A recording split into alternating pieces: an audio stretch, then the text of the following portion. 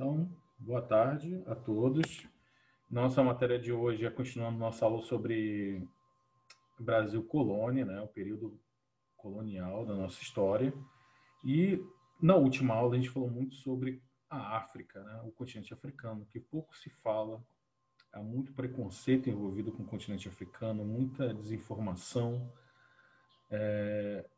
fruto, né, de vários séculos de dominação, de exploração. A gente tem aquela ideia de miséria, de doença, guerras civis. E, em grande parte, né, a culpa desse atraso, dessa pobreza que a gente vê muitas das vezes na África, é um longo processo de dominação colonial, né, de povos europeus que tomaram a África e foram explorando suas riquezas. E a maior riqueza de qualquer país, de qualquer continente, mais do que metais preciosos ou produtos rentáveis, a maior riqueza, com certeza, é o seu povo, é a sua população. E de todas as riquezas, a maior foi também a mais explorada, a mais roubada do seu território.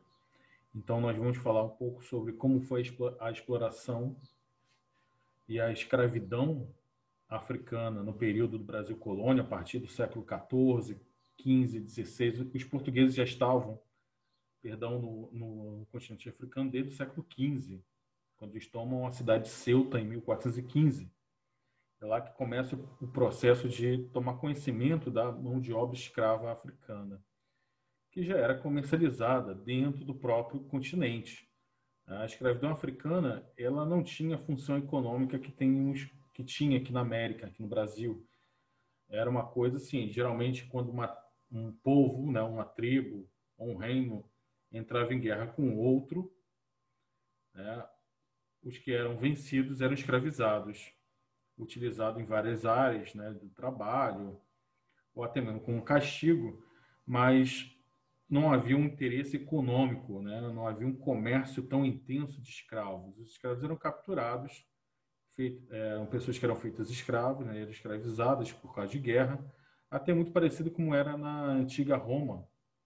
Quando a gente falou aqui sobre o Império Romano, a gente falou sobre a economia romana, da economia da Grécia Antiga.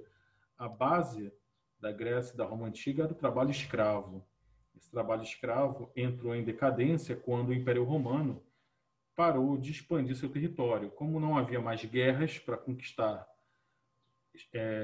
pessoas escravizadas, a mão de obra escrava na Europa decaiu e ela foi substituída aos poucos pelo sistema do colonato e mais tarde pelo sistema servil, né? A mão de obra servil, os servos, que muita gente confunde, né, com escravo e servo.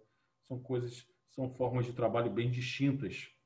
O escravo, lá na Roma Antiga e na Grécia Antiga, né, pelo filósofo Aristóteles, era visto apenas como alguém acima do animal de carga, uma ferramenta apenas, né, uma ferramenta que falava, só isso, não era nem visto como ser humano plenamente.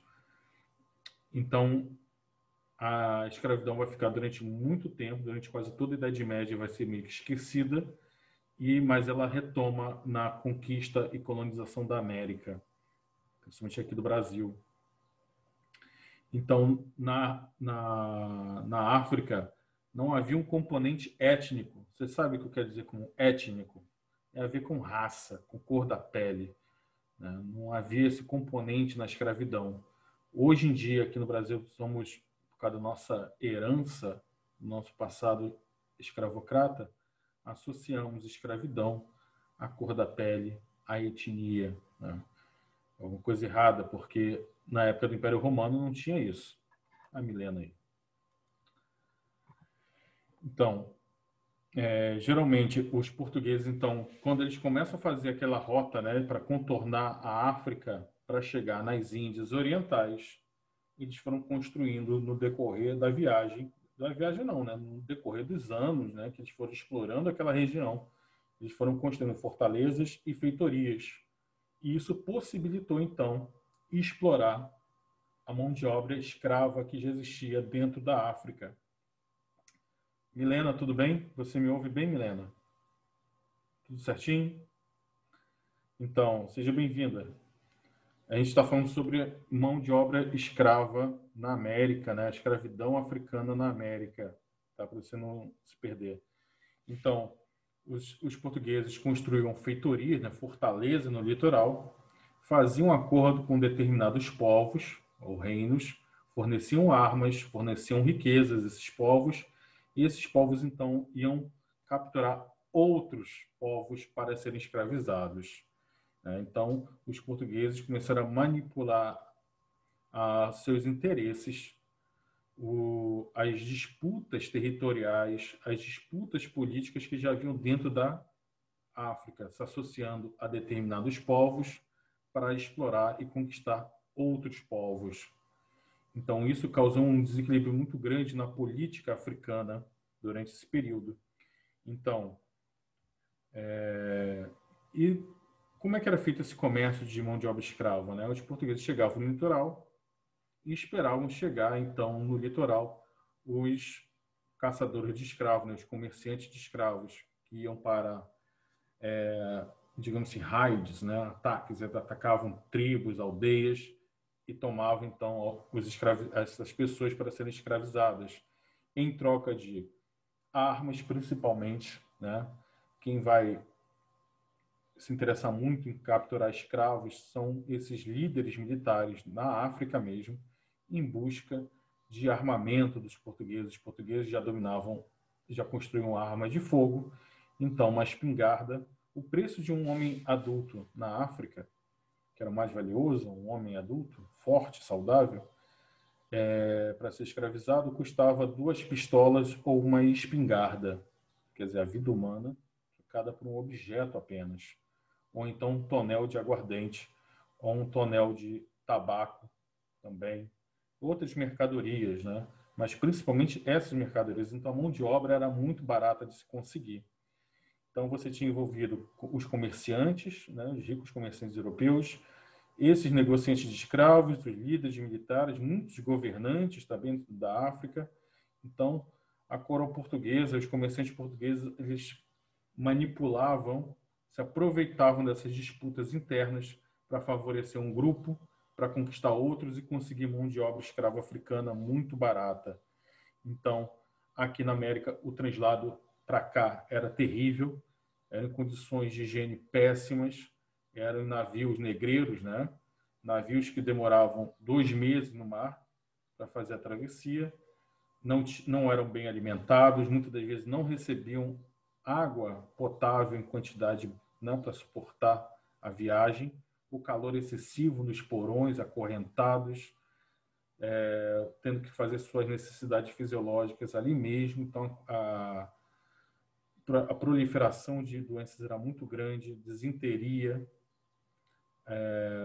malária, entre outras, né? Tanto é que as pessoas negras hoje aqui no Brasil, elas têm problema principalmente de pressão alta. Eu vi uma vez falando que isso é uma herança genética dos escravos que sofriam com a falta de água no transporte, no translado atlântico, e consumiam muito potássio, né, muito sal, pouca água. Isso acabou gerando uma doença genética, que foi passada adiante na genética. Fala aí, Miguel, tudo bem? Então, aqui no Brasil, então, os poucos que conseguiam chegar aqui, a travessia era terrível, a mortalidade era muito grande, muitos chegavam aqui chegavam muito baleados, né, muito debilitados. Boa tarde, Miguel. Muito debilitados, e muitas vezes eles morriam ao chegar aqui. Os que não morriam, né, os que morriam na travessia, os que morriam ao chegar aqui. E é curioso que isso mudou até mesmo a natureza na travessia, porque aí, conforme as pessoas iam morrendo na travessia, eles iam jogando no oceano. E aí, então, os tubarões começaram a perseguir os navios negreiros, porque eles sabiam que teriam comida. Então, mudou até mesmo o hábito dos tubarões. Talvez os tubarões nunca teriam se preocupado em comer carne humana se não fosse a abundante oferta dos navios negreiros que jogavam então esses corpos na água. Então, mas por que então a mão de obra escrava africana foi escolhida para ser a base da economia brasileira, né? Da produção da lavoura, da cana-de-açúcar? A gente falou na última aula que os primeiros a serem escravizados foram os indígenas, visto que Portugal não tinha uma população grande para você trazer para cá, para a América, e não tinha dinheiro para pagar o salário, transporte, né, dos colonos vindo para cá. A própria população portuguesa já era muito pequena e com as grandes navegações ela foi definhando ainda mais. Então, a opção pela mão de obra escrava africana tem vários fatores. A gente pode falar que o contato do indígena com o branco, apesar de ter sido um tanto pacífico no começo, a coisa foi piorando, né? Foi se deteriorando no decorrer do tempo, porque os índios começaram a entrar em conflito com os portugueses, resistindo à escravidão, e muitos deles, então, até mesmo adoeciam pelo contato com o português. Porque como os povos nativos da América, né, os povos indígenas estavam isolados aqui na América, sem contato com outros povos, eles não tinham anticorpos para combater doenças que vinham da Europa, por exemplo. Então, a gente pode dizer que as populações indígenas da América foram dizimadas não somente pela arma de fogo, pelo aço, né, que os portugueses conheciam, mas também pelas doenças, pelos germes. Então, uma simples gripe poderia acabar com uma população indígena inteira. A mesma coisa hoje em dia. Você vê que com essa onda do coronavírus, simples, né? Uma pessoa contaminada com coronavírus pode dizimar toda uma aldeia hoje em dia, porque eles não têm anticorpos, eles vivem isolados, então sem vacina na época, então os caras não sabiam nem por que eles morriam. Outra questão também é que os indígenas, por conhecerem bem o território, quando entravam em conflito com os portugueses, essas populações indígenas que viviam aqui no litoral do Brasil começaram então a fugir para o interior. Os portugueses tentavam correr atrás, tentavam persegui-los, mas como não conheciam o ambiente, conheciam o território, acabavam então perdendo o rastro ou se perdiam no meio da mata, porque o indígena brasileiro ele tem uma cultura muito geográfica. O indígena brasileiro ele consegue se localizar no meio da selva, né, da mata fechada. Ele tem técnicas para se localizar e não se perder. Então, fugas constantes, mas o principal mesmo, eu acredito que seja, a questão econômica. Porque quando um colono brasileiro, um homem branco, né, o português, capturava um indígena para servir de mão de obra escrava, ele pegava de graça, né, digamos assim. E não dava nada à coroa, não pagava nada à coroa, não se pagava tributo em cima da mão de obra escrava indígena. Pelo contrário, a coroa portuguesa protegia os indígenas da escravidão, proibia a escravidão indígena. Os jesuítas, né, os religiosos que catequizavam os indígenas também proibiam, lutavam contra a escravidão indígena. No caso da coroa portuguesa, havia uma questão econômica. Você proíbe a escravidão indígena, favorece a escravidão africana, porque a própria coroa portuguesa lucrava com o comércio. Nós vimos então que era muito barato para um comerciante português conseguir um escravo africano. Muito barato, quase nada, mas vendia-se caro aqui na América. Então, o lucro era muito mais alto até mesmo do que a produção de açúcar. Veja a loucura. O escravo africano era trazido para cá, para o Brasil, para trabalhar na lavoura de cana, mas o próprio comércio de escravos era mais rentável, mais lucrativo do que o próprio comércio de cana-de-açúcar. Tá? Então, qual foi a consequência da escravidão para o mundo? Né?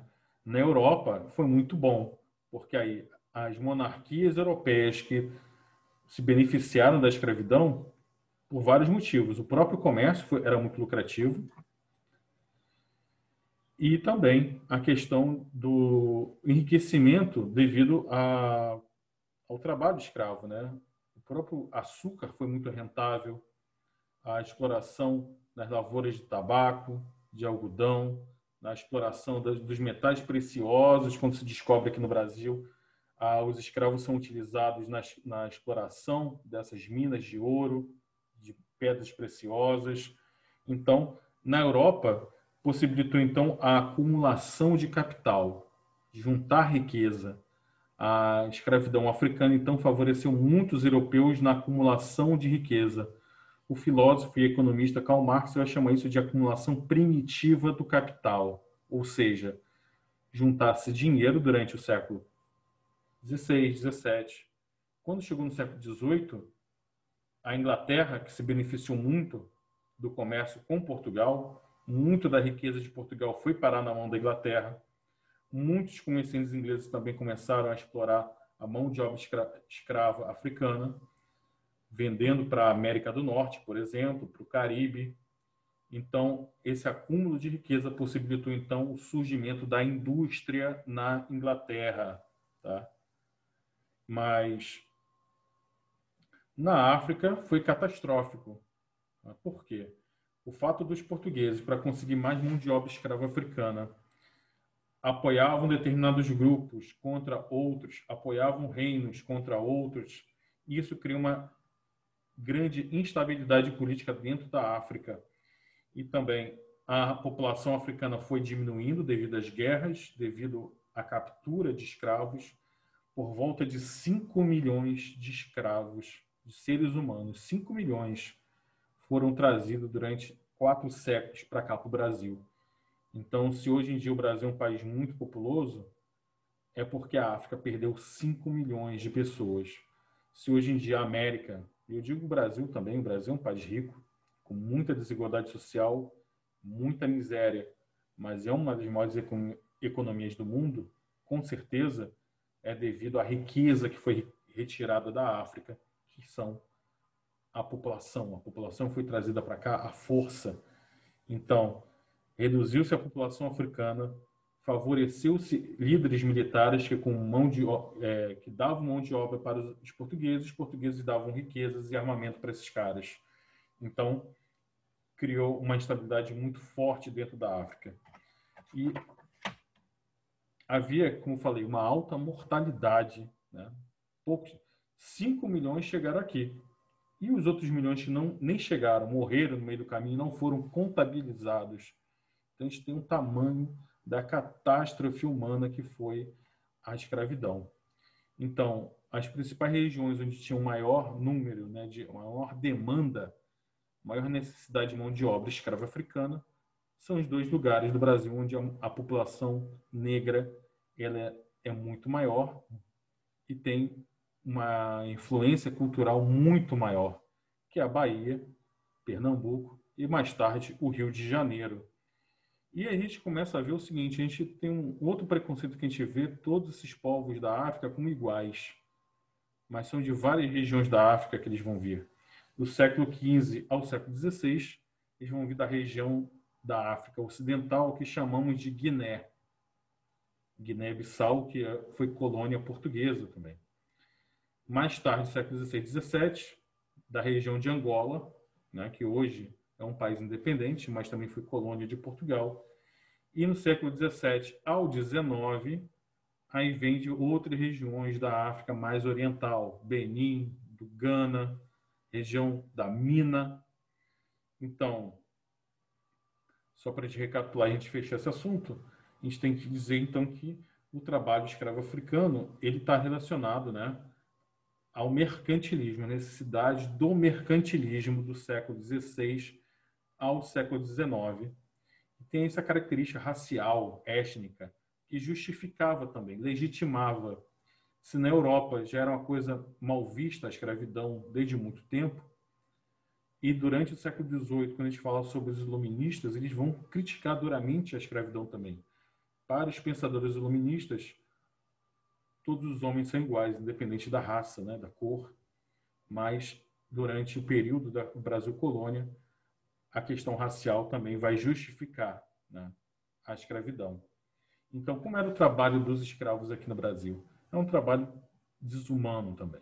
Trabalhar na lavoura de cana-de-açúcar, plantando e colhendo